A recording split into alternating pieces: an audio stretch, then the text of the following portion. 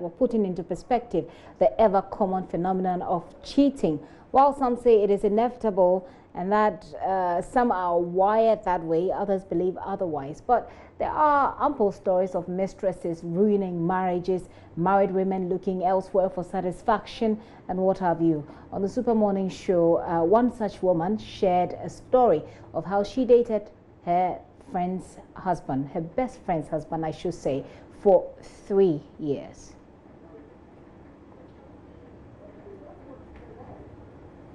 My place, and I don't see why I would want to create problems in somebody's home. So I would never even call him when he's at home. Why do you want to wreck his home? But you wanted something from him. I didn't go for it. He availed himself from the beginning. So I was only utilizing it. Yeah. Did you ever think he would leave his wife for you? No.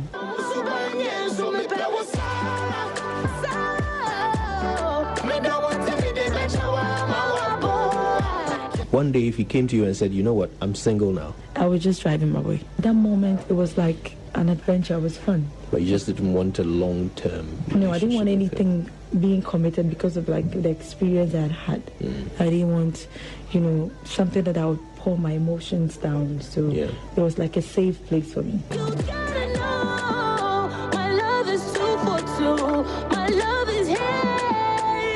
So Sheikah, tell us, what have you learned? I realized that I betrayed the trust of my own friend, and due to that, I don't have any friend now. So that was, a big blow to me. And the other aspect, is, to always put yourself first before any other person, because if you love yourself and you know what you want in life, there are certain choices you will not take, like to be the second woman. I think it's always nice to be the first woman.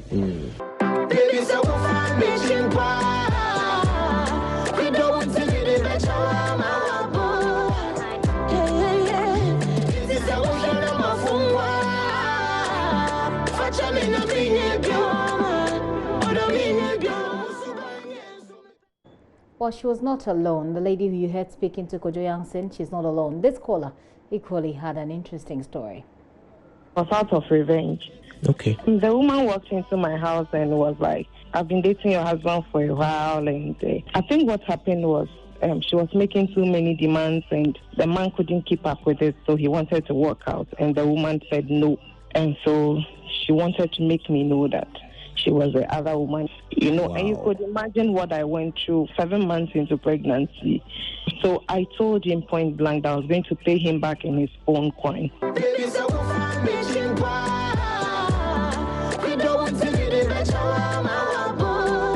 It's not something I'm proud of, but I wanted him to feel the pain I went through.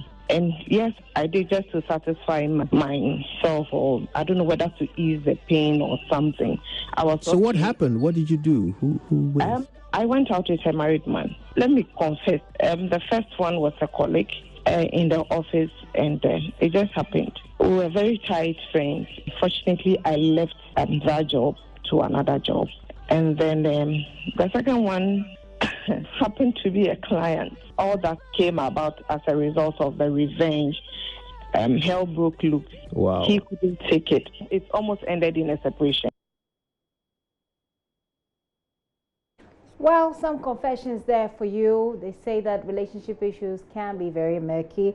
It can be fun at the same time. I'm joined in the studio by our usual counselor, Reverend Daniel Annang. Let's have a conversation about this. Do send us your messages on our WhatsApp platform. You do know the number already, 0540-109-009. That's 0540-109-009. We want to find out, first of all, if there's anything wrong really with having multiple consented relationships. Reverend Annang, you're welcome. Thank you. So is there anything wrong? I mean, if the people agree to have such a conversation, I mean, to have such a relationship. Yeah, I mean, to start with a conversation and then a relationship. I mean, what's fundamental wrong in that? There's everything wrong with it. There's everything wrong with it. First, if I'm come from a religious background, the Bible says in Hebrews 13:4 that anyone who steps out of the wedlock, God is going to judge you. He's not going to send anyone. He himself will be the very person who will judge you.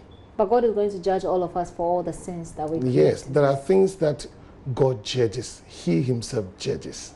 And What does it mean when it says that God himself he is frowns on it? God doesn't like infidelity. God doesn't like that. If you think that that person, you want to step out, do the proper thing, but don't have side chicks, don't go into adultery. God doesn't want it. And even our society, even the African traditional system even doesn't want it. But a lot of people have argued based on the African society or the African cultural system and said that, look, we allow polygamy, it's allowed. I mean, society doesn't, the African culture doesn't necessarily frown on it. Polygamy is not side chick. I mean, that you can have someone else. What polygamy in the African traditional system means that you do the proper thing by contracting the marriage. Okay. We are talking about contracting marriage. If you want to go that system, then that decision is yours. But for me, coming from a religious background, there is everything wrong in having a side chick. Everything wrong in having a side chick. You destroy your home, you destroy your trust, you destroy your relationship, you destroy your finances, you destroy your fun. Everything gets destroyed. Okay, and when you say side chick, just so we are clear, it's not just because women are the only ones who get to be side chicks, because there are men who get to be side whatever. I don't know. I don't know what to. I have a case I'm handling in serious. Somebody who has given. They said they call them. Sorry, they said they call them side dudes. Yeah, so it's not. So just so we are clear that it's not just women who tend to, you know, be an attachment of sorts to married relationships. A particular one I'm handling, the person is married, have several kids, and is now taking another man. Okay, wait, break that down. I didn't quite get it. Seriously. Somebody is married. The woman or the man? The woman is married to a certain man. They have 7 to 8, 9 kids. Between them? Yes. Okay. And the woman has just stepped out to have another man. As in the woman has cheated? Yes. Gone to sleep with another man. Does the man know this? Yes. And the woman is so happy about it. He brings that man into her matrimonial home. What are the undertones to this behavior? What actually feeds this behavior from your experience? First of all, one thing that we all have to understand, that we are responsible for the decisions and the choices we make. So people should not always want to shift the blame or think that it's somebody else's problem or it's somebody who caused it. You must be responsible for the decisions and the choices you make. First, the first thing that happens when people step out of the wedlock, the first thing is that they have a background. Most of them have these infidelity backgrounds. When you have such people, the likelihood is very sure that you can also enter into, because your exposure to the environment from which you were brought up make you think that it's okay, whilst it's not even okay. The second thing that we have is when people marry for wrong reasons. When the marriage hasn't got a solid foundation for which the two people got together. What are some of the typical wrong reasons you find? Some people marry because of maybe he got impregnated to the woman, and because of the issues of the family warren. So he did not. It was an accidental thing. It wasn't out of his will to marry this person. So he will be staying with the woman. He doesn't love the woman, or he'll be staying with the man. He doesn't love the man. Okay. So the foundation is very weak. Number two, when people marry because of finances. There's money in the house, there's something in the house, or for some fame or something that they will get, they get into the relationship. When they go in and the expectation is not met, then they think that, we have done a mistake. Okay. One of the focuses that I want us to have for this conversation is it even possible to disallow this side chick, side dude phenomena, from happening? If you are a married couple, or you are a woman who is married to a man, you're a man married to a woman, are there any things that you can do to stop this from happening in the first place? Yes, first of all, we must understand the concept of cleaving. People often use the word cleave. Yeah. The original meaning of cleave is to chase. The English says cleave, but the Hebrew says chase. Okay. It means the man should always be chasing the woman.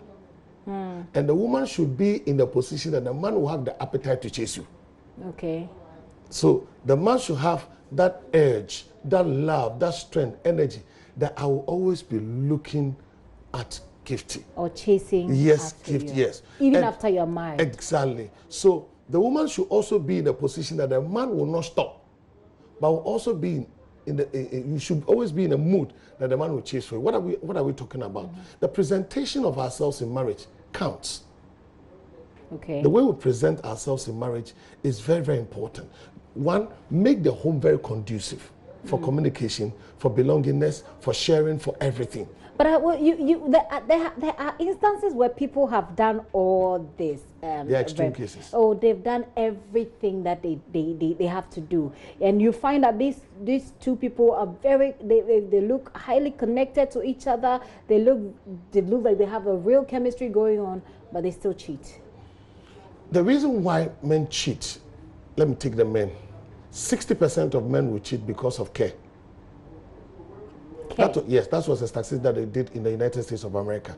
Care, when somebody is suffering care. That's why men usually sometimes cheat with their mates.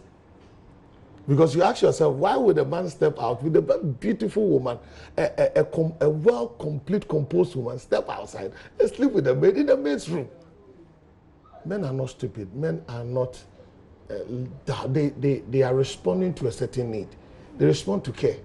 So when you have the home where care is lacking, then that marriage is prone to these things. Elaborate on care for us. What do you mean when you say care? First of all, we are talking about 5 types of care. Emotional care.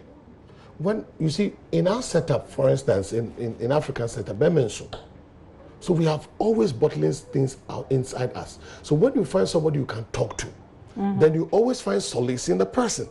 So you see that a man's conversation geared towards somebody that person always understands, always feel that he can easily open up and talk to.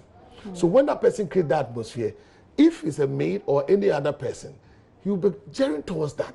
And that creates, when they come close together, the likelihood of getting out is very, very simple. Okay. The second care is sexual care. Men, we love sex. I'm telling you, we are aware. Men love sex. We are aware. You are aware? Yes. Are you sure? Yes, we are aware. So you make the point. No, the reason why I'm saying so is that most women, I remember some 2 couples, they were Christians, and just after the marriage, the man wanted to have sex like 3 or 4 times. The woman started rebuking, I cast the spirit of and lust from the man. And they came for counseling, and the pastor said, oh, you are having that, thank God. That a man is always having appetite for you. What I'm trying to say is that we are not like dogs, but understand that men have that sexual drive always. So make sure that you present yourself in such a way that your appetite is always good. Make yourself decent, look good, smell good. Make yourself in such a way that he can easily come to you, not go to somebody else. Because that man who is cheating is responding to a need. Okay. So when the need is met, the likelihood of going outside is not there. Now, the next care that we always have is that men want somebody who always cook, who's always keeping the home nice, who's keeping things tidy. You just imagine, you are a woman. When you feel, even your brothers, even if you're cooking toys, the one who usually cook for the person, they always come to you. They always want to share with you. We are like that. We are like that. So when they see that care is coming, emotional care, spiritual care, and sexual care, and financial care, these cares are coming, then they'll be driving towards that person. So we respond so much to care. I see. What about women? I mean, there are men, there are men who are, there are women who are also, cheating in relationships. What is informing that? Women cheat in relationship when they see that they are not secure. Financially. Is that fact? I mean, based on your experience, what has the story most been at times, financially, when they are not secure. Okay. They step outside. They step outside. But some have said that they step out because they are not getting sexual satisfaction. So that's also a key problem, isn't it? Oh, that's a key problem. Now that could be solved. Okay. Because that one, sex is an art. We learn. So if you want to learn, you can just get into learn. I've always said, every man is a bonus. Every woman needs at least touch her 13 times in every day before she becomes emotionally balanced. So make sure that you master the places you have to touch in a day. For instance, today's Friday. Oh my God. It's very conducive for you, unless you are fasting. Even if you are fasting, you can break it. So what I'm trying to say is that the woman needs it. So when you give what the person needs, the likelihood of seeking for something else become minimal. So women sometimes do that. So when we men are in a position to do our best, because you see, for instance, nowadays, this 1 minute and 2 minutes issue has become a problem. It's become a serious problem. So the question is, why are people complaining because they are 1 minute, 2 minutes, to the extent that somebody timed? Don't dedicate time the husband and say 1 minute 46 seconds. Why people shouldn't have concerns if the sexual intercourse doesn't last as long as they want it? Why don't we learn? What contribution did you make to make it better? Okay. Contribution. I have some messages here, and let me see if I can just read some of them. This one says, "Good afternoon, I am Paul."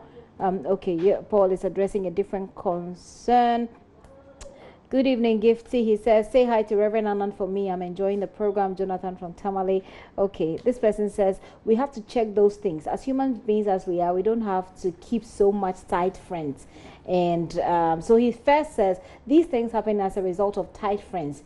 There are certain things that we don't have to do in a relationship. How can you have one particular type of friends aside your partner? You mean, how can you be so bonded to another person who is just a friend apart from your partner? And he said that we should check these things. We don't have to keep other people who are tight or close friends when we are in a relationship. You mean in a marriage relationship? You say, it looks as if when you complain, it looks as if you're complaining. Some ladies sometimes don't show emotional care and sexual care to their husbands, which will definitely make them cheat. I'm very particular about you sending us your personal experiences. If you have any personal experiences, you can share with us. If you have any questions as well, you can share with us. This one says, if side chicks also mean concubine, then it started from Abraham's time. In Genesis. In Genesis, he says, man can't do anything with or without anything about it or without it. You mean man can't do without it and they can't do anything about it? What do you say? We can do a lot about it. But one thing that we also have to understand is that men want young things. Abraham that he's talking about married the second wife when it was about 160 years. So we love young things. That's no, that's true. Abraham got married to Keturah, the last woman, Keturah. When Abraham was between 150 to 160 years, because he died at the age of 175 years. But that's the point he's making, that this thing has been with us for a long time. So choices and decisions that we make. Okay. The choices and decisions that we make. But you must understand that men have appetite for young things. Number two, every woman should understand this. God forbid 1,000,000,000 times, your husband will cheat on you with a woman who has certain equal values that you have. Okay. Every woman, watch. It could be your body feature. It could be your background. Maybe there are some people. I have a friend who loves women who are single. Like they are the only girl. They are the only girl. She gets attracted to only girls. So when you see that woman, that man moving towards a certain lady who is the only girl, there's the likelihood that if you are not careful, she'll just get into it. Or it could be color, or it could be something, or some body feature. So you have to be very careful.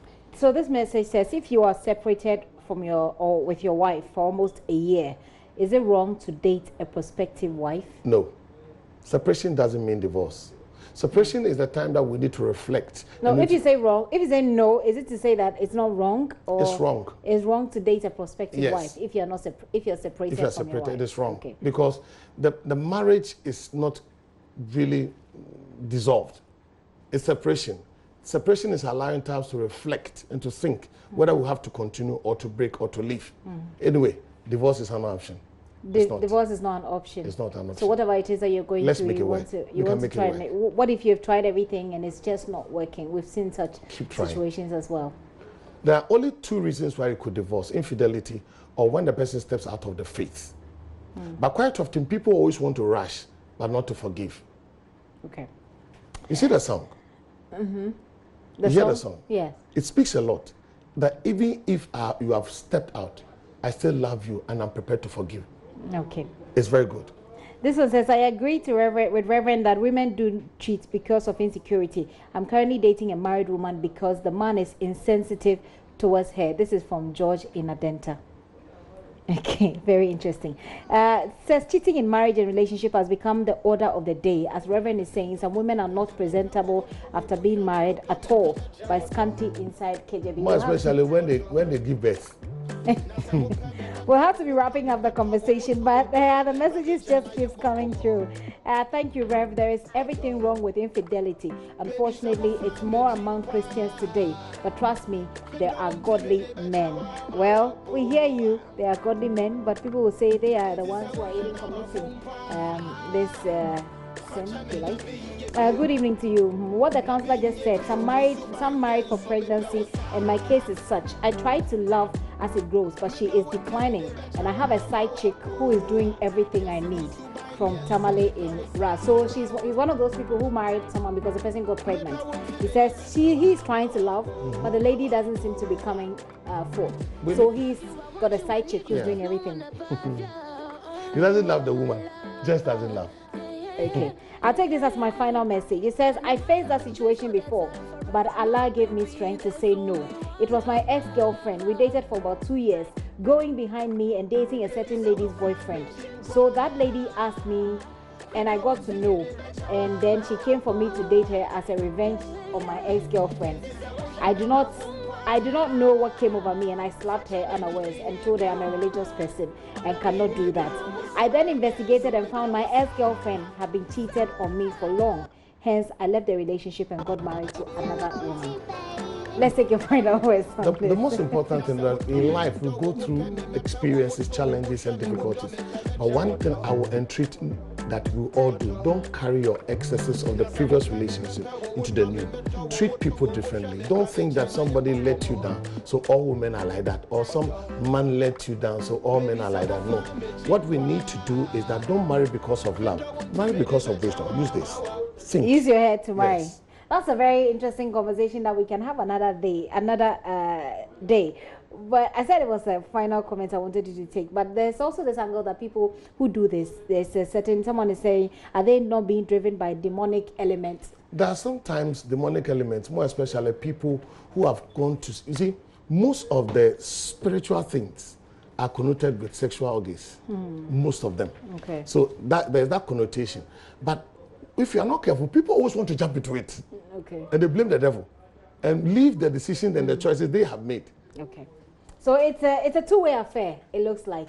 I Not hope that even two, it's about a quarter. That spirituality is about a quarter. It's about just a quarter. Well, I hope that even though we've not put in too much of time for this, it's been about 20 minutes, that it's giving you an idea what to do. I mean, we've shared people's experience with you. RPS says there's everything wrong with it, and there is a danger that you continue doing it. You can't stop, and it destroys your family, it destroys your relationships, it destroys a lot that you want to keep sacred. Rev, thank you very much for coming. Thank you too. Reverend Daniel Annang, he's our counselor, comes here every now and then to talk about some of these issues.